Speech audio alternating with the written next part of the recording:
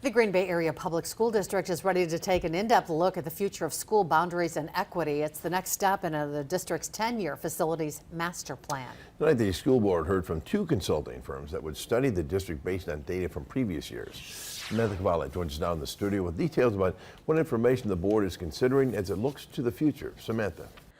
Bill and Cami, two firms, MGT Consulting and Cooperative Strategies, each had just 45 minutes to present why the Board of Education should choose them to study the district's boundaries and equity. They both promoted getting the community involved in the process. Now, each firm, however, had a different approach to their planning process. MGT would create an attendance matrix to see if schools have outgrown their boundaries, plus forecast future children coming into the district based on birth rates in recent years. Cooperating Solutions would provide a closest school analysis where, depending on findings, some children could get a choice of what school they attend depending on distance. Board Vice President James Lyerly said Green Bay has seen a rapid change of demographics in our community and questioned whether providing 3 to 4 years of data is enough to project demographic changes in the future.